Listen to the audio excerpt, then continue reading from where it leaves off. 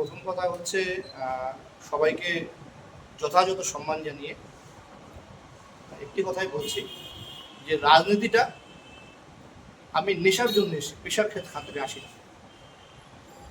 এবার সেখানে দাঁড়িয়ে আমাদের 14 নম্বর ওয়ার্ডে যে ঘর, যে মানুষের আবাস যোজনার যে ঘর, এই ঘর কিন্তু আমার ওয়াইফ যখন 2022 সালে নির্বাচিত হয় তার আগে থেকেই পৌরসভায় সার্ভে হয়ে গেছে এবং সেই ঘরে সার্ভে হয়ে যাওয়ার পর আমরা যখন আসি তখনই কিন্তু এই ঘরগুলো কার কার সার্ভে হয়েছিল পৌরসভা থেকে রীতিমতো সরকারি নিয়ম অনুযায়ী পেয়েছে।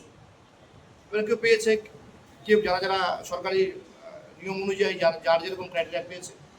তো একটা রাজনৈতিক উদ্দেশ্য প্রণীতভাবে লক্ষ্মী পিসি, আমি পিসি বলি, আমার মায়ের সমান মানে ওনার স্থান, লক্ষ্মী পিসিকে যেভাবে বিজেপি একদম সাজিয়ে গুছিয়ে তোতা পাখির মতন নিজেরা বসিয়ে যে রাজনীতিটা আজকে করলো ইসলামপুরের শহরে এবং ইসলামপুরের রাজনীতির ক্ষেত্রে, আমার মনে হয় আমার রাজনীতি কেরিয়ার খুব ছোট, আমি 4-5 বছর রাজনীতি কেরিয়ার, আমি একজন শিক্ষক।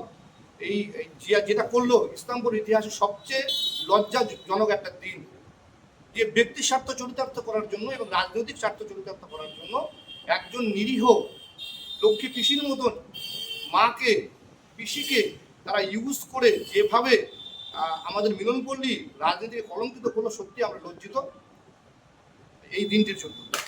দ্বিতীয় কথা বলি, লক্ষ্মী পিসি একদম সাধারণ মানুষ, তোতা পাখির মতন পিসিকে শিখিয়ে দেওয়া হয়েছে এবং পিসিকে উদ্দেশ্য করে বলবো, পিসি তুমি কেন ওদের চক্করে পা দিলে, তুমি কি এফআইআর করে ফেললে, তুমি 10 দিন আগেও তো পিসি তুমি এসে চেয়ারম্যান সাহেবের কাছ থেকে তিরপালটা নিলে, আমাকে বাবা একটা তিরপাল লাগবে।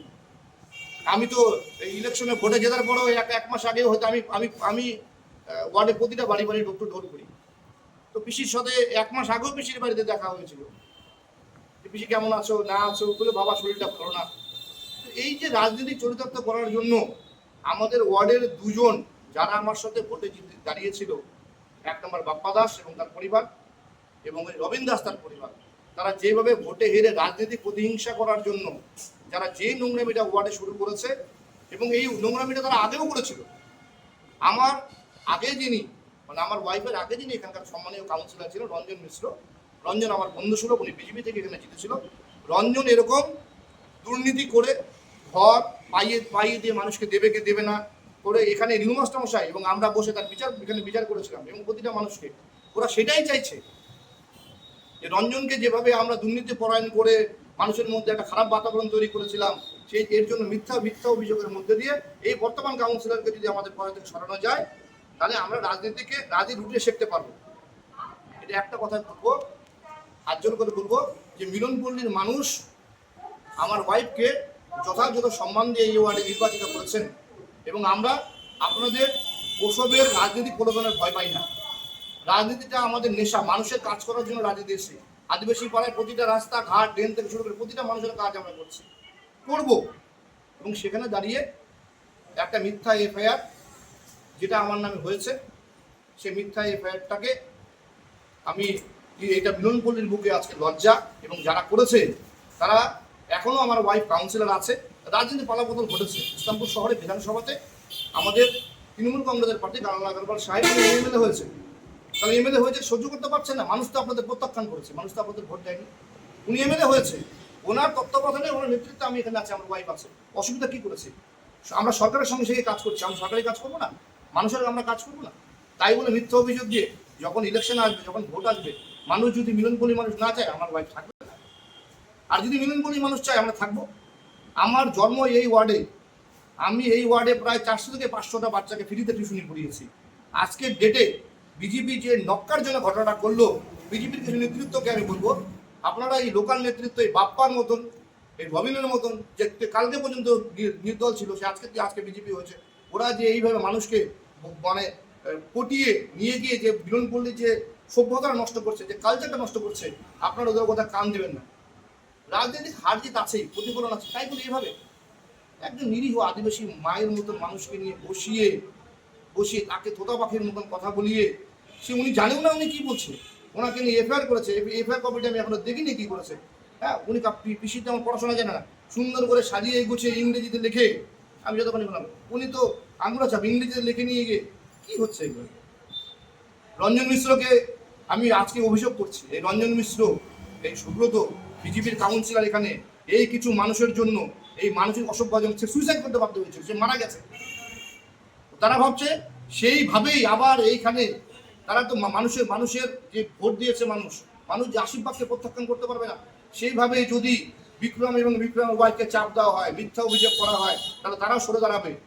আপনাদের আমরা নোংরামি করতে দেবো না। এই ওয়ার্ডের মানুষ, প্রতিটা মানুষ যদি আশীর্বাদ আমাদের সাথে আছে, ছিল এবং থাকবে। আর এফআইআর প্রসঙ্গে বলি, যদি আমার বিরুদ্ধে বা আমার ওয়াইফের বিরুদ্ধে যদি কোনো কিছু এলিগেশন প্রমাণ হয়, কেউ তো বলতেই পারে প্রমাণ হয়, তাহলে আইন যে পথে চলবে সেই পথে আমি সমস্ত যা আছে আমি মেনে নিতে বাধ্য আছি। কিন্তু এটাও বলছি, যারা উস্কেছেন, যারা পেছন থেকে লক্ষ্মী পিসির মতন সারা লোককে, আদিবাসী কমিউনিটি সরল সিধা ভোলা মানুষ, তাদেরকে উস্কে নিয়ে তাদের উন্নয়ন করার চেষ্টা করছি। তো ভালো লাগছে না তাদের উন্নয়ন? আপনাদের কাউন্সিলর যখন ছিল তখন তো আপনারা কিছু করতে পারেননি। আমি তাদের উন্নয়ন করার চেষ্টা করছি, ভালো লাগছে না? রাস্তাঘাট করে ভালো লাগছে না? তারা রাজনীতি, তাদেরকে রাজনীতি করবেন। যাই হোক, আমি একটা কথাই বলছি, মিলনপল্লীর মানুষ, 14 নম্বর ওয়ার্ডের মানুষ এই নোংরামিগুলো মেনে নেবে না। আপনারা ক্ষমতায় এখনো আসলেই না, আমার এখনো ইলেকশনই হলো না, তার আগেই এত উদ্ধত্ত। ইলেকশন হলে আপনারা কি করবেন? আমার ওয়ার্ডে, এই ওয়ার্ডের মানুষকে কি করবেন? আর এটাও বলছি, যাকে যে মিথ্যা এফআইআর করিয়েছেন, আমরাও কিন্তু এই যে আইনি যা প্রসিডিওর আছে এবং মিথ্যা যদি প্রমাণিত হয়, তা আমরা কিন্তু তার এগেনস্টে কিন্তু আইনি পদক্ষেপ নিতে পারি, যতখানি আমার জানা আছে। এবং সেভাবেই আমার ঊর্ধ্বতন কর্তৃপক্ষ, আমার চেয়ারম্যান সাহেব আছেন, আরও যারা আমাদের ওয়ার্ডের বয়োজ্যেষ্ঠ মানুষরা আছেন, তাদের সাথে কথা বলে আলোচনা করবো। তার সাথে একটা কথা বলি, যে বাপ্পা কাকা বলি আমি, তুমি যে গেলা, তোমার পিসিকে তো ঘরটা করে দিয়েছিলাম, তখন কত টাকা নিয়েছিলাম পিসিকে জিজ্ঞাসা করতে পারলে না? আর রবীনবাবু, আপনার বাড়িতে তো 2টো ঘর স্যাংশন হয়েছিল আমি আসার আগে, সেটার ইনকোয়ারি করেছিলেন? আমি তো বারবার পৌরসভায় বলেছি, আপনি পৌরসভার স্টাফ চাকরি করেন, এটা কি হচ্ছে এগুলো? এরকম করে আমাকে আটকানো যাবে না। কোথায় ঢোকাবেন? জেলে ঢোকাবেন, ডিম মারবেন, মারুন, কিন্তু এই মিলনপল্লীর উন্নয়নের জন্য মিলনপল্লীর প্রতিটা মানুষ, মা, বোন, কাকিমা, জেঠিমা যেভাবে আমাদের সাথে আছে, ছিল এবং থাকবে, আমরা আপনাদের এই ভয়ে আমরা কিন্তু প্রশমিত হব না। যদি কোনো অন্যায় প্রমাণিত হয়, তাহলে আমাকে যথাযথ ব্যবস্থা নিন, আমি মাথা বেঁধে নেব। আর যদি এরকম করে অন্যায়ভাবে কাউকে দমানো যায়নি, আর দমানো যাবে না। তাহলে কি লক্ষ্মী হাসদার যে অভিযোগ আপনার বিরুদ্ধে লাগিয়েছে যে 25,000 টাকা দিয়েছে, সেটা কি ভিত্তিহীন? কি বলছেন? মানে লক্ষ্মী পিসি তো একদম সরল সিধা পিসি বলি আমরা, আমার সাথে কারো এরকম ব্যাপার নেই। লক্ষ্মী পিসিকে সাজিয়ে গুছিয়ে নিয়ে তোতা পাখি, লক্ষ্মী পিসি 25,000 টাকা, উনি 25 টাকা গুনতে পারবে পিসি? কি বলছে অভিযোগ? 25,000 টাকা উনি আমাকে কোথা থেকে দেবে? আমি কেন নিব? একটু মানবিকতা নেই? ওনার মুখটার দিকে তাকিয়ে আপনারা দেখতে পাচ্ছেন, একটা আদিবাসী মানুষ, আমি তো বাইরে থেকে এসে তো ভোটে দাঁড়াইনি এখানে, আমার জন্ম আমার এখানে হচ্ছে। একটা আদিবাসী মা, সেই আদিবাসী মাকে ইউজ করে বিজেপি কোন রাজনীতি খেলা নেমেছেন আপনারা? কি করতে যাচ্ছেন? জেল খাটান, কোথায় দেবে? ডিম মারবেন, মারুন, কিন্তু এভাবে কি বন্ধ করে রাখা যাবে? এভাবে কি সত্যিটাকে লুকানো যাবে? আমাদের এখানে ড্যাং করে এফআইআর করতে যাচ্ছেন। আরে ভাই, কি এফআইআর করছো? যদি লক্ষ্মী পিসির সমস্যা থাকতো, আপনাদের কাছে আমি, আপনাদের মারফত সবার কাছে, মিশ্রমপুর সকলের কাছে একটা, রাজনীতি করা কি তাহলে কি একজন শিক্ষকের রাজনীতি করা অপরাধ? একজন মানুষ, সাধারণ মানুষ রাজনীতিতে এসে ওয়ার্ডের ডেভেলপমেন্ট করা কি অপরাধ? একজন শিক্ষক তার সারাদিন পরিশ্রম করে, তার ওয়াইফ পরিশ্রম করে রাজনীতি করা কি অপরাধ? যদি অপরাধ হয়ে থাকে, তাহলে এইভাবে আমি সাধারণ মানুষের সঙ্গে থাকবো, ছিলাম, আছি এবং থাকবো। আর লক্ষ্মী পিসির কথা বলছি, এই ভিত্তিহীন অভিযোগ। কিছু লোক রাজনীতিক ফায়দা নেওয়ার জন্য তারা এই মিথ্যা অভিযোগটি করেছে। আমার সম্বন্ধে এরকম কোনো অভিযোগ যদি থেকে থাকে, তাহলে সেটা আইনিভাবে প্রমাণ করো। আর মিথ্যা অভিযোগ করলে পিসি, তুমি ওদের চক্করে করো না। ওদের 2 ছেলে আছে, এক ছেলে বিজেপিও করে, পিসির এক ছেলে বিজেপিও করে। দাদা এসব হচ্ছে। আর পিসির যদি অভিযোগ থাকতো, আমি একটা কথা বলি, যদি অভিযোগ থাকতো তাহলে আমাকে এসে বলতো, বাবা তোর নামে অভিযোগ হয়, তুমি আমার কাছে আসলে না কেন? তুমি যখন 7 দিন আগে যখন তুমি তিরপাল নিতে, স্লিপ নিতে আসলাম, যখন তিরপাল নিতে চেয়ারম্যানের কাছে পাঠালাম পিসি তোমাকে, তখন তুমি বললে না কেন? 1 মাস আগে পিসি যখন তোমার বাড়িতে গিয়ে বললাম, পিসি শরীরটা কেমন? বাবা পিসি শরীরটা আমার ভালো নেই, তোমার গলায় হাত দিয়ে আমি কথা বললাম পিসি, ঠিক আছে? তখন তখন তখন তুমি খুশি বললে না কেন, বাবা আমার শরীরটা ভালো নাই, আমি তো তোর নামে এরকম অভিযোগ আছে, তুই আমাকে এ করি, তখন বললে না কোনো বেশি। রাস্তাঘাটে দেখা হলে বেশি তোমাকে তোমাকে টোটোতে করে পাঠাইনি বেশি, ঠিক না বেশি? এসব এসব ঠিক না। সবাই কাছে হাত জোর করে অনুরোধ করছি, গোটা ইসলামপুরবাসীর কাছে অনুরোধ করছি, গোটা মিলনপল্লীবাসীর কাছে অনুরোধ করছি, রাজনীতিটা নেশায় রাজনীতি করছি। এখানকার বিজেপি কাউন্সিলর ছিল রঞ্জন মিশ্র, তাকে এরকম মিথ্যা অভিযোগ দিয়ে তার অভিযোগ প্রমাণ হয়েছিল, কি সত্যি হয়েছিল মিথ্যা হয়েছিল, সে প্রমাণের সেলটা সুইসাইড করেছে।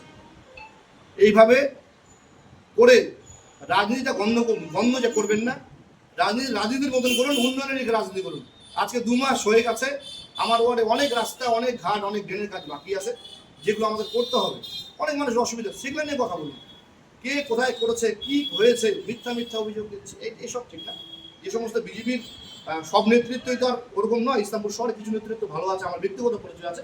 সবার কাছে আমার অনুরোধ, এই পাড়ার কিছু যারা ভোটে হেরে গিয়ে রাজনৈতিক প্রতিহিংসা চরিতার্থ করার জন্য, রাজনৈতিক স্বার্থ চরিতার্থ করার জন্য যারা আপনাদের উস্কাচ্ছে, এবং আপনাদের উস্কানিতে যারা আপনারা করেছেন, আপনারা একটু সাধারণ চিন্তা ভাবনা করে দেখুন। রাজনৈতিক সম্পর্কের বাইরেও কিন্তু একটা ব্যক্তি সম্পর্ক সবার সঙ্গে থাকে, এবং যে সমস্ত মিথ্যা অভিযোগগুলো করছেন, সেই মিথ্যা অভিযোগগুলো করে রাজনৈতিক এবং মিলনপল্লীর বাতাবরণ, ইসলামপুরের বাতাবরণ নষ্ট করবেন না। সকলের কাছে অনুরোধ।